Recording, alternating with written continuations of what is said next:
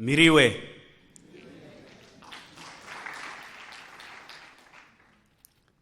Thank you for the kind introduction. Your Excellency, Madam First Lady of Rwanda, honorable ministers of government, distinguished guests, ladies and gentlemen, all protocol observed. First, I want to thank Her Excellency, Madam First Lady, the Ministry of Youth and ICT, and the Mbutu Foundation for this kind invitation.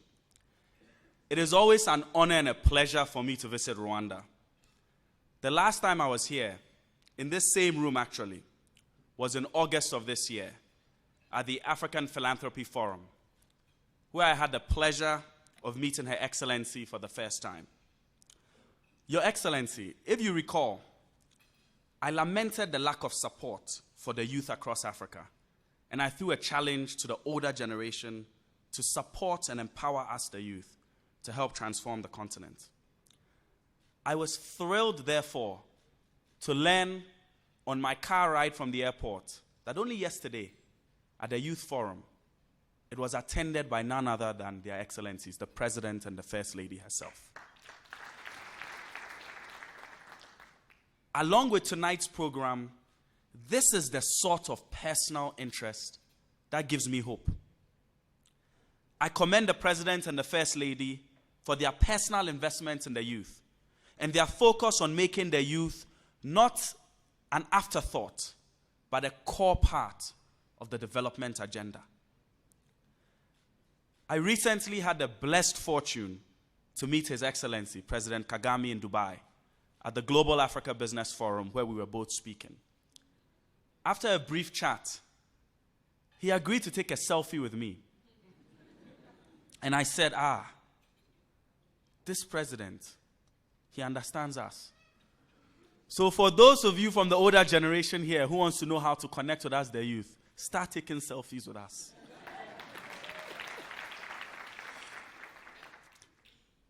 Today, the youth accounts for 60% of all the unemployed in Africa, according to the World Bank. With almost 200 million people aged between 15 and 24, Africa has the youngest population in the world, and it keeps growing rapidly. The number of young people in Africa will double by 2045. Between 2000 and 2008, Africa's working age population, that is from 15 to 64 years, grew from 443 million to 550 million, an increase of 25%. If this trend continues, the McKinsey Global Institute and the World Bank estimate that our continent's labor force will be 1 billion strong by 2040, making it the largest in the world, surpassing both China and India. It's also important that we are here in Kigali, Rwanda. Let us be candid for a moment. No one believed, neither in Rwanda nor outside it, that a small, divided Central African country would recover and rise from the ruins to become one of the economic and development darlings of Africa today. Since 1994, Rwanda has enjoyed political stability, economic growth, an extraordinary and inspiring level of development. Between 2001 and 2014, Rwanda grew at a whopping 9% average annual rate in economic terms. And beyond the numbers and the statistics, I've always been impressed by Rwanda. That's why I still have my Rwanda SIM card. When I emailed the Mbutu Foundation and the ministry folks, as soon as I landed with my number, someone asked me, how come you already had a number so quickly? And I said, I always keep my Rwandan SIM because I know I'll keep coming back.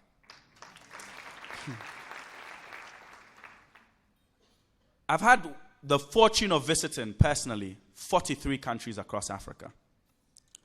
And sadly speaking, Rwanda is the only country of all 43 where I have never, ever, ever been asked for a bribe.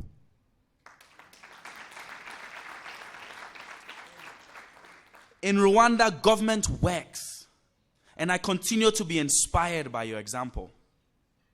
I love Rwanda. But there is one caveat. I recently had, I don't know if you call it granite or peanut soup, in Kigali. And with all due respect, Your Excellency, I think Ghana remains the reigning champion when it comes to granite soup. In all seriousness, the theme of my talk today is on the role of the youth in development.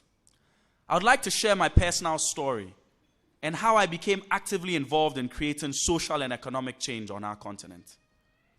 I was born in Ghana to a Christian doctor from the north and a Muslim mother who is half Egyptian, quarter Ghanaian, and quarter Burkinabe. So I always refer to myself as an African mutt. My father, who's a human rights activist, founded the African Commission of Health and Human Rights Promoters in the late 80s.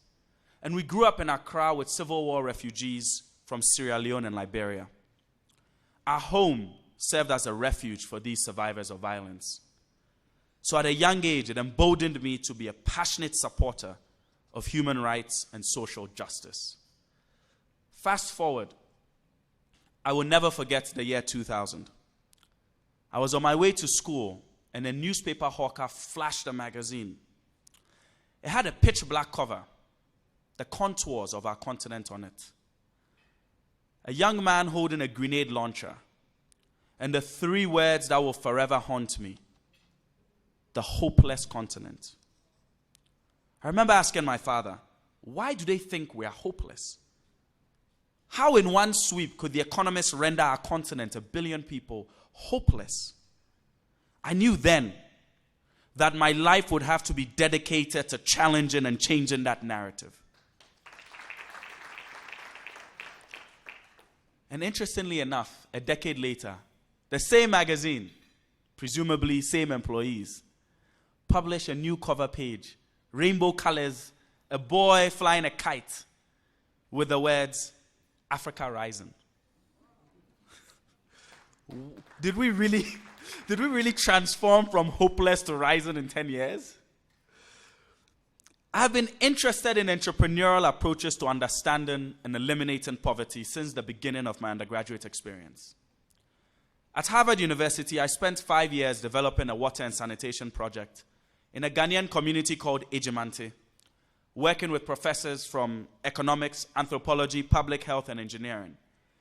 And it taught me a lot about the interlocking factors of poverty, technological cost, governance, culture, and global redistributive justice. Today, under Clean Aqua, our nonprofit, we are replicating water and sanitation projects across 120 communities in Suhum and Ayenswanu districts in Ghana to impact 200,000 people. In 2007, during a community meeting in Ejimante, I was conducting a needs-based assessment with the villagers. And I asked them, look, let's say I have an unlimited budget. If there was one single thing I can do for the community, what would it be? I thought people would say, build a hospital, give us money, something. And the response stunned me. They said, Yepe Juma, which means we want jobs. This inspired a shift in my philosophy on how best to aid communities in need, marking a departure from a charity aid, band aid model to more sustainable solutions. I then founded Golden Palm Investments to invest in startups with a focus on social impact and also on creating jobs, not just in my home country, Ghana, but all over Africa.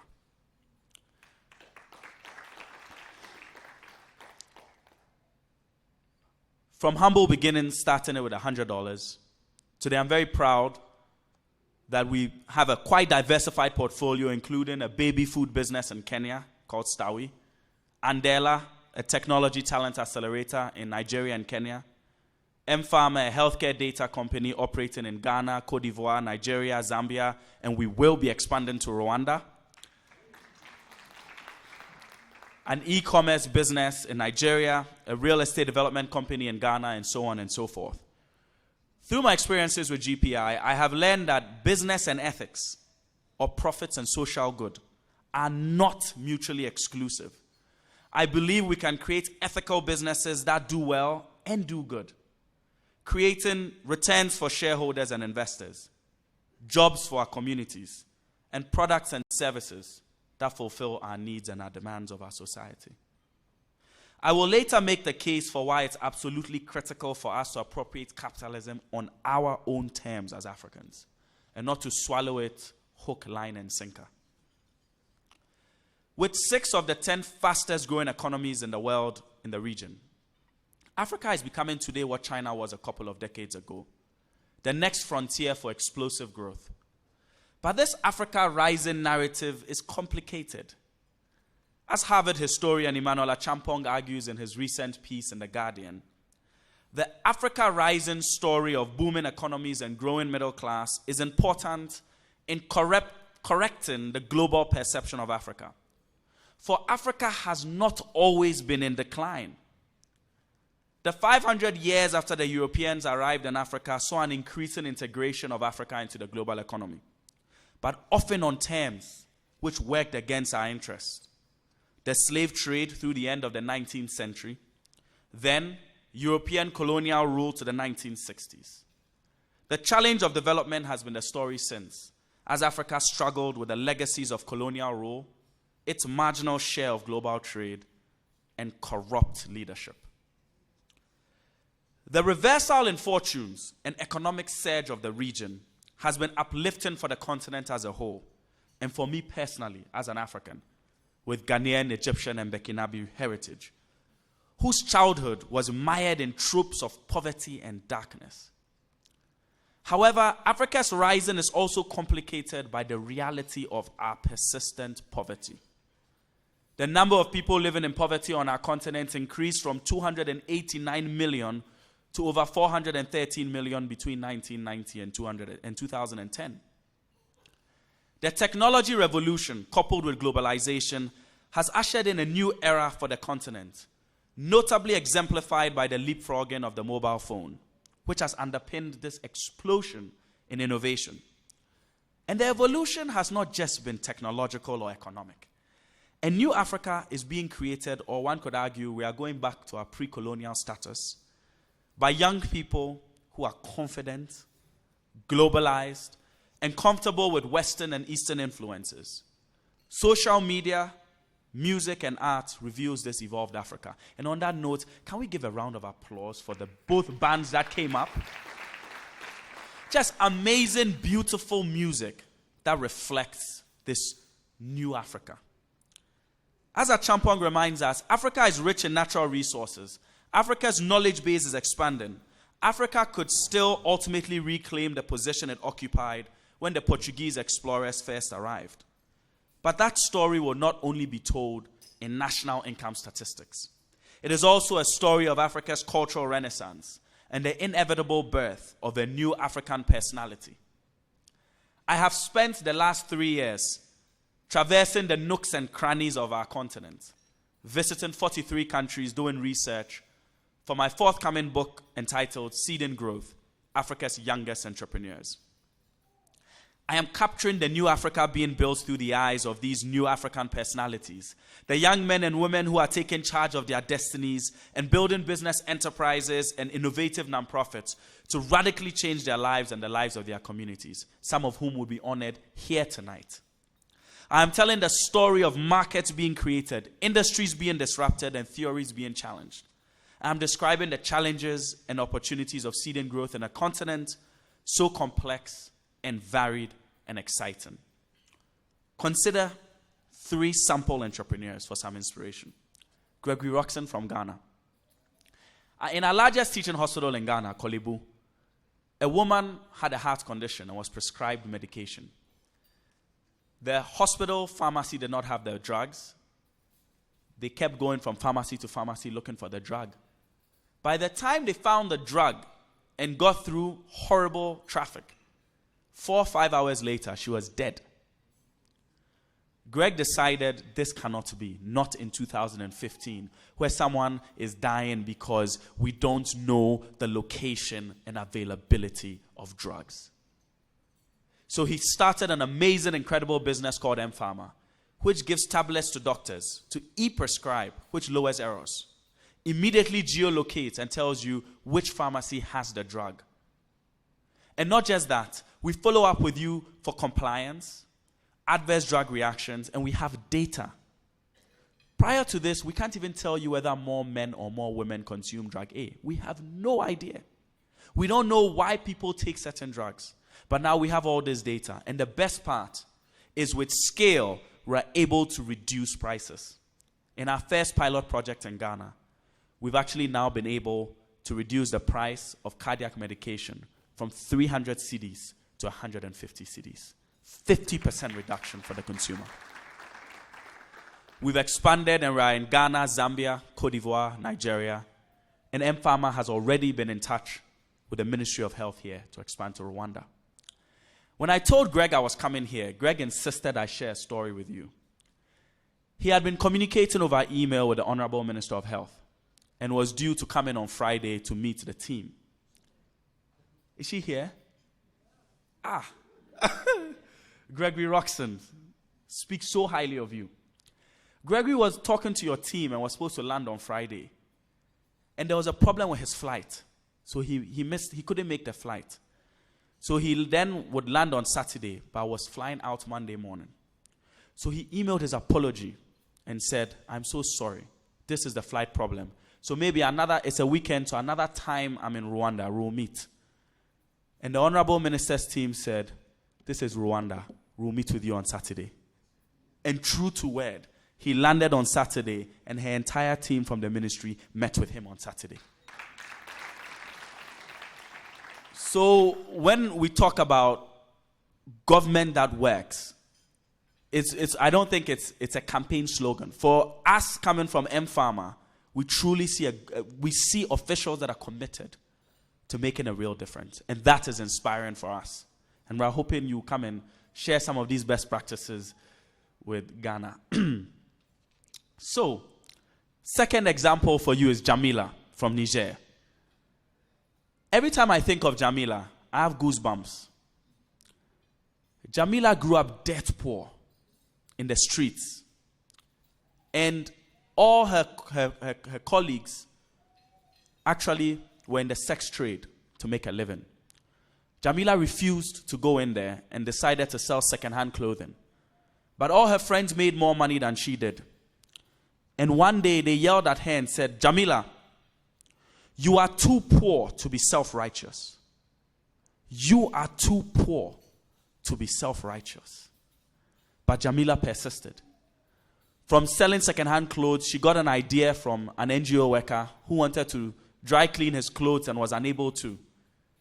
Borrowed some money and started the first ever dry cleaning service in Niger. Jamila today has the #1 dry cleaning service in all of Niger, has restaurants, is the #1 she's just a phenomenal businesswoman. And when you meet her, you'll be inspired. And she's a young woman who's gone against the odds to make a difference. Final example is your very own Denise Uwineza from Rwanda. Denise, also humble beginnings. She's the child of a driver and a car parts trader. Her mom didn't even finish high school. Her father never went to college. Her grandparents, she never knew because they perished in the war. Yet, even when people called her a tomboy and said, look, Denise, ICT is for boys, she persisted. She studied computer science in school, excelled, and has started an IT company here in Rwanda. Has already started building software for the Forex Bureau industry, has built management software for pharmacies, and is working with over 9 different sectors, creating software to power industries. When I heard her story, I was just moved. Because not only is she using technology to create opportunities, but Denise is making sure she empowers young girls because she believes that the future of Rwanda and the future of Africa lies in our women and lies in our young girls. And she is such an inspiration. As Sarah Lacy declared in her recent book, Brilliant, Crazy, Cocky, 100 years from now, when we look back on the 21st century, the dominant story won't be of the emerging world graciously serving as the West's inexhaustible source of low-cost labor and growing middle class, hungry for new goods and services. It will be the story of the formation of new, raw superpowers, violently and chaotically bursting through the world's floorboards. And it won't be the story of politicians. It will be the story of entrepreneurs. I add, and I dare say, that the 21st century will be the African century. We can't afford to not understand the continent, especially through the eyes of those who matter, the young people who will constitute majority of the population. As we young people take an active role in shaping the political, social, and economic transformation of our continent, let us be mindful of giving back. A lot of times when we think of philanthropy, we think it means you have to be old and rich. But the word, which means love for humanity, was first coined by Aeschylus in a play in 5th century BC called Prometheus Bound, in which Prometheus' character was described as humanity-loving, philanthropos tropos, because he gave the earliest proto-humans fire, symbolizing technological advancement, and blind hope, optimism. Together, they were able to use fire and blind hope to improve the human condition and to save mankind. So to young people, I say we can be philanthropos tropos. We can be philanthropic. We can show and demonstrate our love for humanity. When I was 5 years old, my mother, God bless her soul, my mother's crazy, and she was one of those crazy tiger mothers. She would, before I say my bedtime prayers, she would let me stand and look in the mirror. And she would say, now ask yourself, what have you accomplished today? And if you are not satisfied with the answer, don't sleep. Can you imagine having to do that every day? I was 5 and I was like, this woman is crazy. But the older I got, the more I realized she was just a repository of wisdom and was setting me up for my future. And so I challenge you to do the same, but I want to modify it a bit. After you ask yourself, what have I accomplished today? Ask yourself a second question. Today, what have I done for someone else, for my community, or my society, or my country, or my world? And if you can't answer both questions satisfactorily, do not sleep. As you think about your role in development of Rwanda and Africa at large, let me leave you with a few considerations, some food for thought. 1, the case for new models of business. Entrepreneurs among the young people, we need to appropriate capitalism on our own terms. We cannot take the Western model and apply it blindly in Africa. It won't work. They don't face the same challenges we face. 1 billion Africans will be born in the next 35 years. We need to create jobs for them. So we cannot afford to only think of profits. We have to redefine what profits mean. We need to focus on stakeholders, the community, government, employees, everyone, and not just the shareholders. Business, on our African terms, can be a force for good.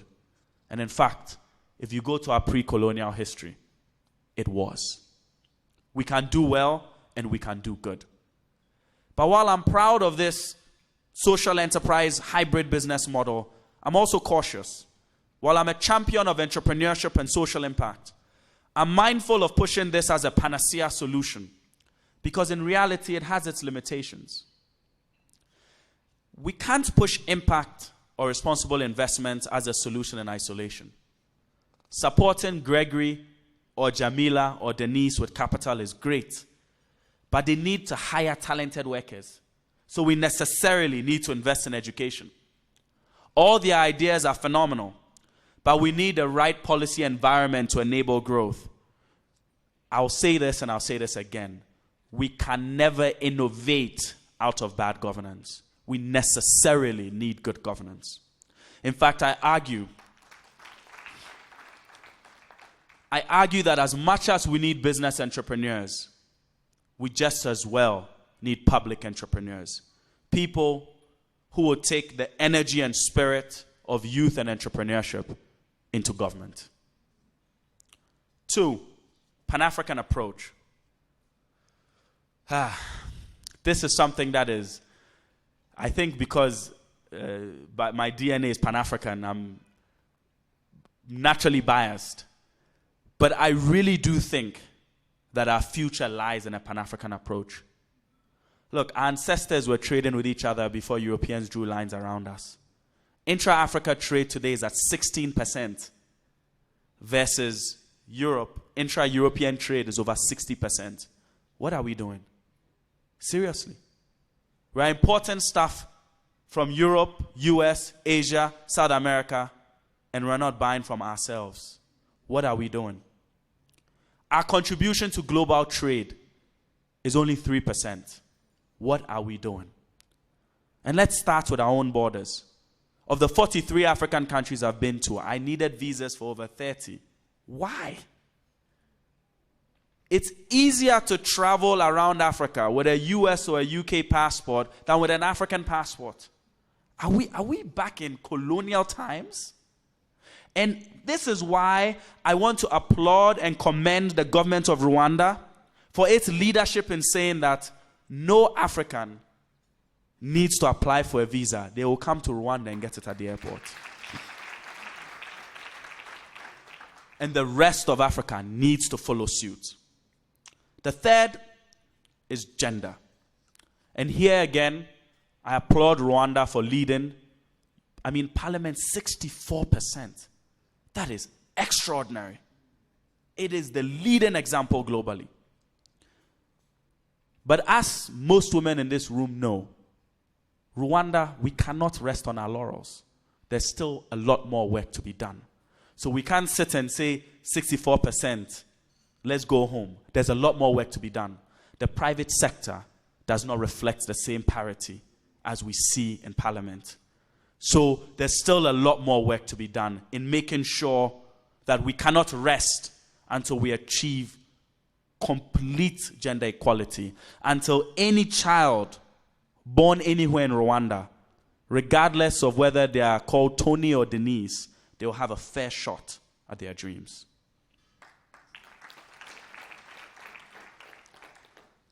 To conclude, let me leave you with one of my favorite pre-colonial historical inspirations and my favorite verse from Scripture.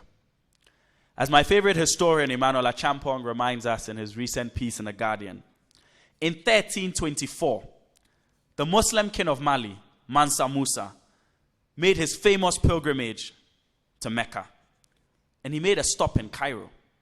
The Arab historian Chihab al-Umari, 12 years later, when he visited Cairo, wrote that Mansa Musa left no emir or a holder of royal office without a gift of gold. In fact, he spent so much gold that he depressed the value of gold in Egypt for decades after his visit. This was a time when 2/3 of global supply of gold came from West Africa. Mansa Musa's extravagance brought Mali to the attention of the world. And when Angelino Dauquet of Mallorca in 1339 drew the map of the world, who did he draw in the map? Mali. And on subsequent maps as well. So this was a time when the economic consequences and actions of Africa's rulers had a global impact. Youth of Rwanda, let us put Africa on the map by reimagining our role in development, sacrificing for our country and continent, and building a prosperous Africa without the income inequality that is threatening the economic gains of our Africa Rising narrative. An Africa where, regardless of gender, religion, politics, ethnic or tribal affiliation or background, you have a fair shot at the African dream.